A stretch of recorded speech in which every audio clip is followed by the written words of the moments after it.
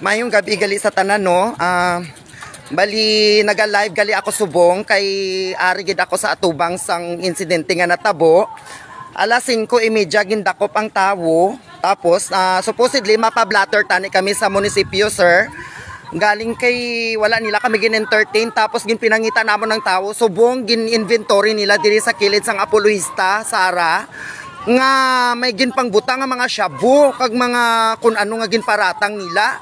Kabay pa nga matagaan ni sang hustisya dapat alas 5:30 nila ni alas 5:30 nila gindakop tani on the spot nila nga gin ano para nga makita kag may videohan namon galing gindala nila sa kotse ang tawo kag gin libot-libot kun diin gintago nila tapos alas 7:30 na niyo ang ila gina live nila ho. Damo-damo na. Apat ka shabu ang ginplanted nila. Damo-damo ang testigo adlaw-adlaw upod namon ni siya. May right man guro kami sir mag-video. May right gani kami sir mag-video. Kay naglisensya ko ya kay attorney ya. Naglisensya ko kay attorney nga pwede kami ka live. Ga-document lang gid kami nga ang agamo kasi na sir how. Sir nga agamo kasi na.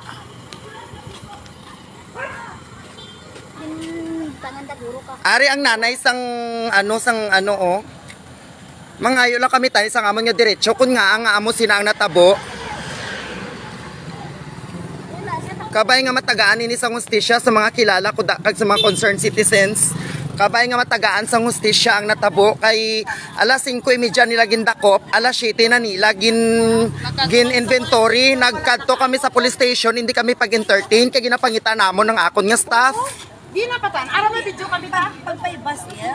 Pagpaybas na. Tani pagbaybas automatic nga inventory nila, ginkwa pa nila ang tawo kag ginlibot-libot kun din nga lugar. Tani bala may hustisya nga ma-reveal diri sa amo sini nga scenario. Tapos dapat ma-coordinate sila, may barangay tani, may kunsin umanda nga ano, gindakop dalang kag ginsulod sa kotse. I was there. I was the living test. Damo ta na mawit. Tapos hindi na siya ang lugar nga ginkapkapanda. Lain ang lugar nga gindakpanda, lain man ang gin anuhanda, ginkapkapanda.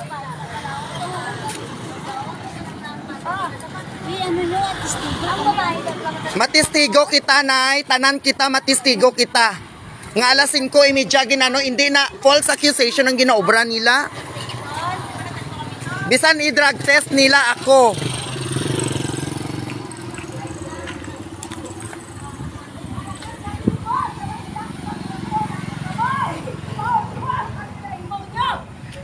Bisan i-drug test nila kami, willing ako. Pero ang akon nga ginapangita lang nga hustisya, nga alas 5:30 gindakop ang tawo, tapos alas 7 gintago nila ang tawo, kundi nila gindala ang tawo. Ti gusto ko tani may balaan, kundiin ang diretsyo namon bilang isa ka individual, kag bilang isa ka pumuluyo sang sini nga banwa. Ang gusto ko lang tani nga matabo, kun nga ang pwede i-inventory ang tawo after nga ijuray-juray di akong diin niya.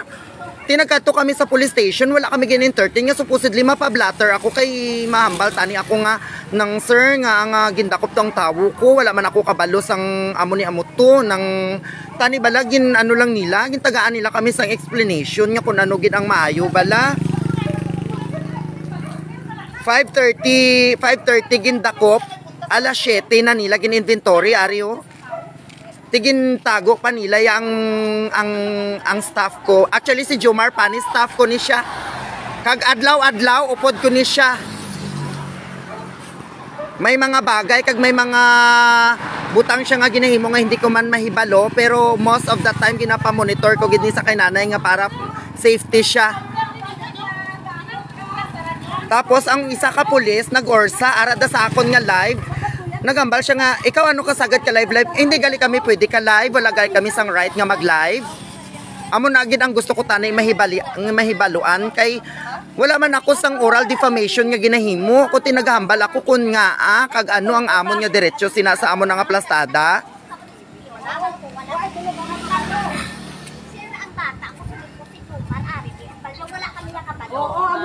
Wala ma-coordinate sa police station kay ginpangita namon ang akon nga staff, wala kuno sila kabalo kun ara dira. Hulat-hulaton lang kuno namon. Oo. Di gusto ko tani ni siya matagaan sa hustisya. Kung nga, kung pwede balay na nga ginbutangan nila yasang apat ka sa siya nga siya po.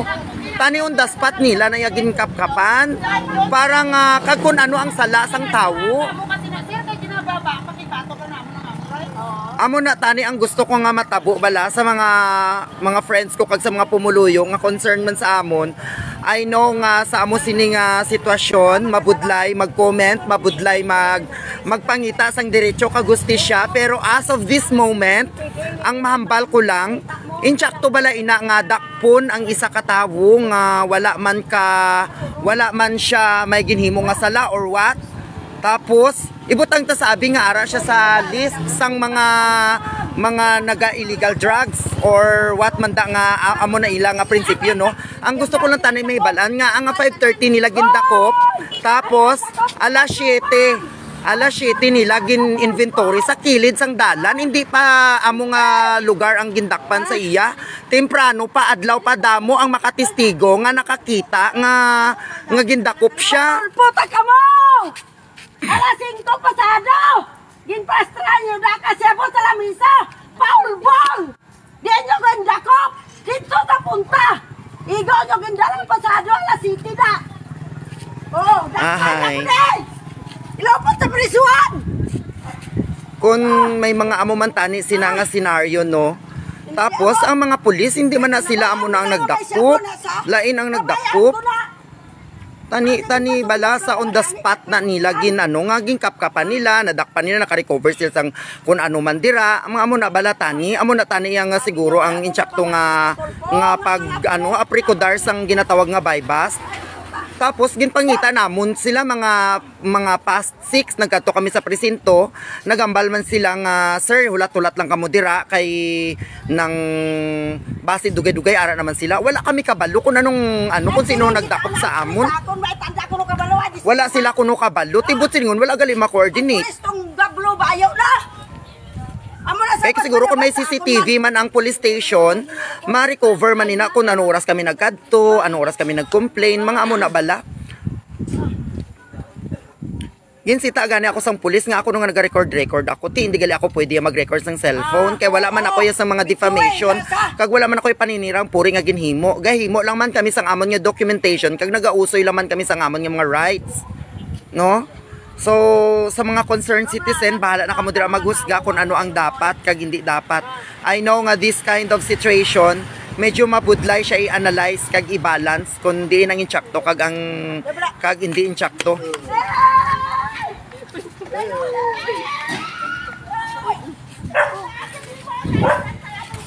Actually, sinanay ina siya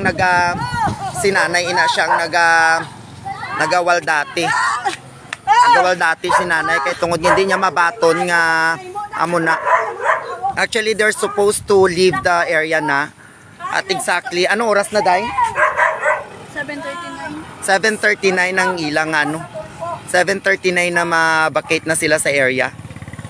Hindi ko man maintindihan kung nga ang mga kapulisan bla kung kaisa hindi man tanan no, pero nga ang do ka isog sa ila. Supposedly dapat hindi mahadlok ang tao sa ila pag-abot sa pag-approach bala sa pagpangayo sa hustisya, pero nga ang kinalandi nga ursa-ursahan niya ako, ginambalan niya ako nga ikaw sagad ka live hindi ako pwede ka live kay pangita man na kami sa amon nga diretso.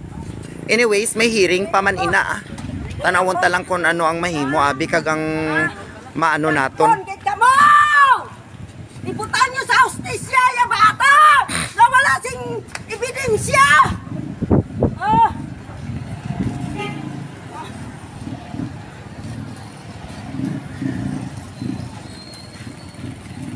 Tani magdakop sila, may body cam sila, may media sila, may para makita gid sang tawo bala nga for transparency ang ilang nga protocol. Pag abot sa pagdakop sa mga tawo, madamo sa mga rights nga nagaka-destroy tungod sang ginahimo nila. Gawal di sinanay kay ipatulpo tagig ka mo. Patulpo tagig ka mo boss. Relax lang nay Inambalan nyo ba ako? Wala ka mo kabalan. daw makaluluoy man nga daan siningiya nga nanay. Ganay ginlibot-libot nyo ko din. Papalapit na to bala si nanay dito. Ah. Dito bala para mabalanda. Mga binag-binag da. Ipapatrol, ipapandagi ka mo, ipatulpo ta ka mo. Pasado alas 5. Sa ako, taga sapato, sa Roro. Nagsugat pa, nagpada ka. Kaya, abe, kindakot nyo. Apat na sachet. Utangan nyo na kasi siya mo. Oh. Tama ka, nagkabondahan ka. Oh, ini po ka. Oh! Ti amo na nga nag-live ako para nga may documentation ini.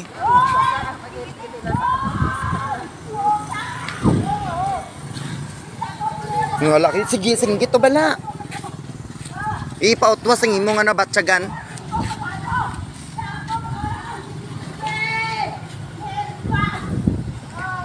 Actually may CCTV kami sa sa may diri sa shop.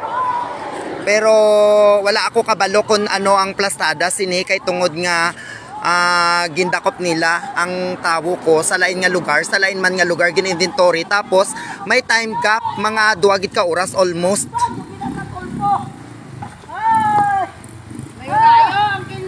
Posisyonan niyo. Alas 5:30 nga ang alas 7 nyo raw gin-inventory. Mga bastos. Pahol pregit ka mo! Malagatato sa Manila. Hindi bayda. Mahimo kita na isang testimony nga tanan-tanan papirmahon tadi kung sino di man nagtestigo nga 5:30 gindakop. Alas 7 ginlibot nila, ginpinangita pa namon ang tawo kundi nila ginbutang. Tapos sa mga pulis wala kabalo nga ina siya pinablatter dong kami kung sino bala nagdakop. Tapos alas 7 nila di gin-inventory diri pa sa kilid nga dito tanas sa palamahawan nga nagakaon ako nagsugat sa ako na. Ginawala nila gin on the spot nga no. Ikaw na kalayo-layo. Tama gid kalayo ila nga pag ano. Himos na pagwanay. Ay ginangkat kami sa pulis. Inangkat ako di ka pulis. Sinano yung sagad mo kalay? Wala gali ako sang right kag diretso nga mag-live. For documentation niya nga ako. Nya wala man ako may ginahimong nga oral defamation kag paninirang puri. Dito ta nagindako po, diri tanan nila gin inventory ho. Na, amo nang namin ko bala.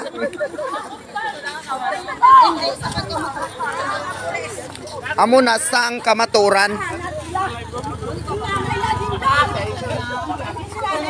Ari ko dichay. Nadyo ko aw! Paprisaw kita! Di putar sige nagagay patulpo ko aw!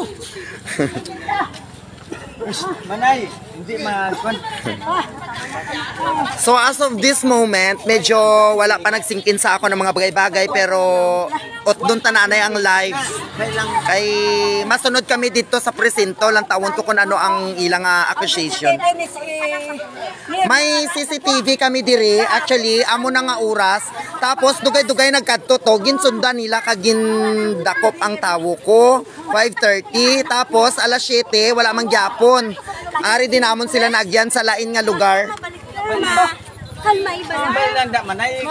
Okay, sa subong nga panahon, i-close ko na ni Anay kay parang makahimo kami sa amon nga diretso kung anong himuon namon.